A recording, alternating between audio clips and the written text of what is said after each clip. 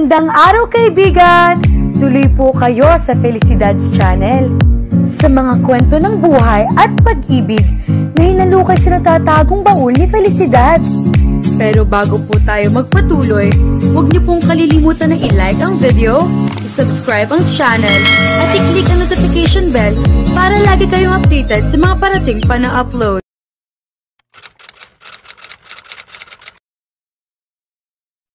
Nagsimula nang pumasok sa kumpanya si Alan kaya para kay Jade ay iyon na yata ang pinakaabalang mga araw sa buong panahong nagtrabaho siya sa Pascal Group of Companies.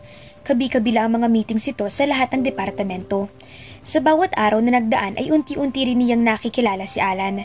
Alam niyang matalino ito pero hindi niya abot ang extent ng pagiging responsable at pagmamahal nito sa family business maliban na lang noong unang mga buwang iyon. Umuuwi siyang pagod na pagod sa bagong bahay nila ng kanyang inay. Pero hindi maubos-ubos ang magagandang kwento niya tungkol kay Alan na halatang nakakapagpaluwag sa kalooban nito. Kung nakikita lamang siya ng kanyang ama sa mga sandaling ito, tiyak kong talaga namang ipagmamalaki niya si Sir Alan. Oo nga. Ikinuwento rin niya kay Alona na umalis na ng bansa para ipagpatuloy ang pag-aaral nito. Ang araw-araw na nangyayari sa kapatid nito kapag nakakapag-online siya, kaya maging ito ay tuwang-tuwa para sa kapatid. Patuloy na lumipas ang panahon. Namalaya na lamang ni Jade na Christmas season na. Habang abala sa taon-taong paghahanda para sa Christmas party ng kumpanya, ay may naalala o pinag-aalala rin siya. Magbe-birthday na naman siya. December 24 ang birthday niya, pero hanggang ngayon ay wala pa rin siyang nobyo. May mga nanliligaw naman sa kanya, pero wala talaga siyang magustuhan sa mga iyon. Madalas niyang idahilan sa mga nag-iimbita sa kanya na wala siyang oras sa pakikipag-date dahil busy siya sa trabaho. Hindi naman siya ignorante sa pakikipagrelasyon dahil nagkaroon na siya ng boyfriend noon. Pero wala siyang natutuhan sa naging una at huling relasyon niya kundi hindi niya kayang magsettle sa isang relasyong walang pag-ibig. Ayaw niya na masabi lang na may boyfriend siya. Pero syempre, hindi pa rin niya maiwasang hindi magtanong at magtaka kung bakit sa edad niyang iyon ay hindi pa kumakatok sa puso niya ang pag-ibig. Magto-25 na siya. Siguradong kukulitin na naman siya ni Alona kung bakit naduduwag siyang sumubok uli na makipagrelasyon.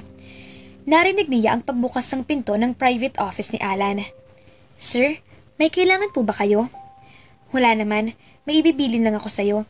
May darating akong bisita this afternoon, mga 4 siguro. Siguraduhin mo lang na hindi tayo may istorbo ha? Opo sir. Pagkatapos magpaalam ay pumasok na uli ito sa opisina. Naupo uli siya sa kanyang desk at ipinagpatuloy ang ginagawa. Nang sumapit ang alas 4 ng hapon ay dumating ang bisitang hinihintay ni Alan. Naunawaan kaagad niya ang kahilingan nitong huwag maistorbo. Nakilala kaagad niya ang babae, si Mariz Alegre, isa sa kinikilalang pinakamagandang babae sa Pilipinas, ang dating girlfriend ni Alan. Hindi niya alam kung bakit biglang nagsikip ang dibdib niya.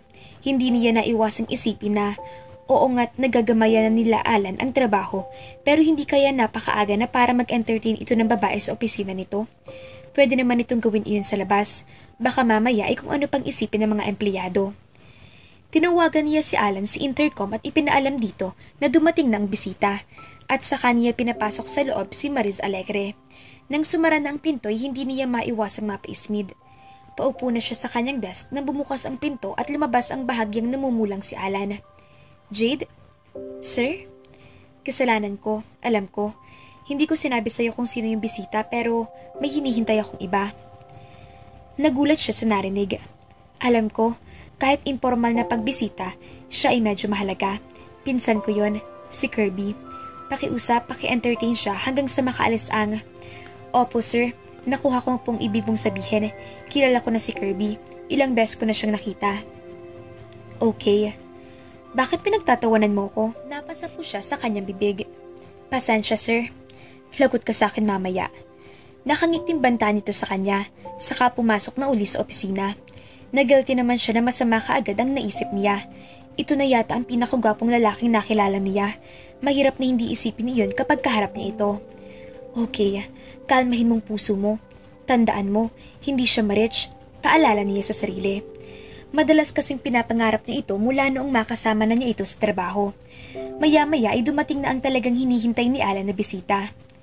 Iba kay Alan ang pinsan ng mga itong si Kirby. Natural talaga itong mapagbiro at may pagka-flirt pa. Tuloy sa pagdating nito ay si Jade ang nag-entertain sa halip na itong i-entertain niya. Paglabas tuloy ni na Alan at Maris ay nadatnan sila ng mga ito ni Kirby na nagtatawanan. Bigla naman siyang napatigil nang makita si Alan. Nag-iwas kaagad siya ng tingin habang nag-iinat ang kanyang mukha. Hindi mo man lang ba ako ihahatid sa ibaba, Alan? Ani Maris sa matamis at malambig na tinig. Cause, it's okay. Ihatid mo na si Maris. Hindi pa naman ako naiinip eh. Hi Maris! Hi Kirby! It's been a while, huh? Yup, it's been a while. Nang hindi na nakatingin si Maris ay sinanyasan nito si Alan na may bakas ng lipstick sa bibig at baba nito. Casual na nangalumbaba siya sa mesa pero ang totoo, gusto lang niyang pigilan ang bibig niya dahil nahihirapan na siyang itago ang pagtawa.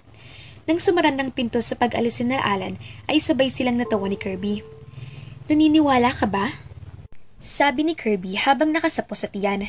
Maya-maya'y bumalik din kaagad si Alan. Seryosong-seryoso na ito. Pinapasok na nito si Kirby sa loob ng opisina nito. Jade, pwede bang pakiready mo yung folder ng accounts ng mga De Guzman? Handa na po sir, saka yung sa Calivria Arcia at yung mga Valencia na rin kung sakaling kailanganin nyo. Kamusta naman ang Pasias, yung sa bus company nila? Okay, ihanda mo na lahat. Pakitawagan mo na rin si Attorney Magbuo. Natawagan ko na po para may time siya kung sakaling may mga appointments siya at kailangan niyang mag-adjust ng schedule niya. Isa pang bagay, gusto mo akong sumama sa meeting? Mag-a-assist ako. Hindi. Ano pa po yun, sir? Sa susunod na popuin mo ko, i-demote kita. Naintindihan mo? Okay. Tumalikod na ito, pero hindi siya nakatiis at tinawag ulit ito. Po? Sir, kasi itinuro niya sa parte ng baba na tira pang bahid ng lipstick. Kaagad naman itong napahawak doon at pumahid, saka iiling-iling na pumasok na sa opisina. Hindi inakala ni Jade na magtatagal ang meeting ng magpinsan. 1:00 ng gabi ay hindi pa rin lumalabas ang mga ito. Nag-request lamang sa kanya ng kape si Alan at binilinan siyang huwag munang aalis dahil kakailanganin siya nito. Maging si Attorney Magbuo ay naghihintay rin sa opisina nito kung kailan niya tatawagan ito. Maaaring mabiro si Kirby at parang hindi laging seryoso, pero ang totoo, talented ito. Kaya naman matagal na itong kinukumbinsa ni Sir Rico na magtrabaho para sa kumpanya. May mga personal na problema yata noon si Kirby kaya hindi pa rin ito na makapagdesisyon noon. Mag-aalas 7 na nang sa wakas ay matapos ang meeting ng magpinsan. Pagkatapos ay pinatawagan na sa kanya ni Alan si Attorney Magbuo para kausapin ito tungkol sa kontrata ni Kirby. Pumayag na raw sa ad si Cody na gumawa ng ilang serye ng mga para sa special na mga kliyente ni Alan. Habang inihahanda naman niya ang meeting ni Alan sa abogado nito, tinanong na rin niya ito kung gusto nitong magpa-deliver ng hapunan. Hindi. Salamat, ako nang bahala. Maaari ka nang umalis. Masyado ka nang gagabihin. Okay. Tamang-tama, wala akong kasabay ngayong maghapunan. Nakangising sabi ni Kirby habang isinusuot nito ang jacket nito. Busy ka pa insan, diba? Pwede bang isabay ko na lang si Jade? Nasa kanya na yon. Parang napipilitan lang na sabi ni Alan saka tumingin sa kanya. Mangyaring huwag mong isipin na dahil pinsan ko ang kumag na to, obligado ka nang tanggapin ang invitation niya kahit ayaw mo. Tinawanan iyon ni Kirby. Obvious na itinuturing nito yung isang biro.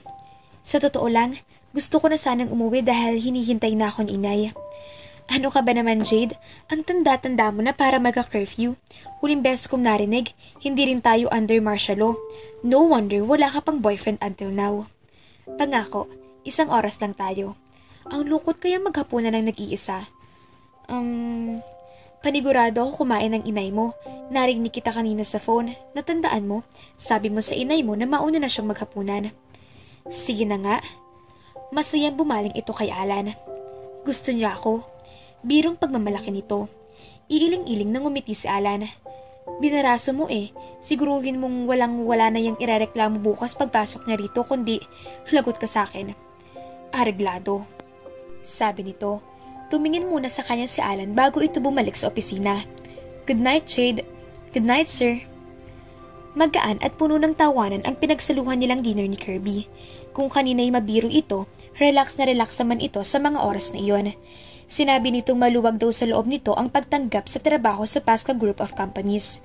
Pakiramdam daw nito ay ginagawa nito iyon para sa Tito Rico nito. Nag-enjoy siya at naging napakabilis sa mga oras. Inihatid naman kaagad siya nito pagkatapos ng hapunan. Tulad ng ipinangako ko, 1 oras lang tayo.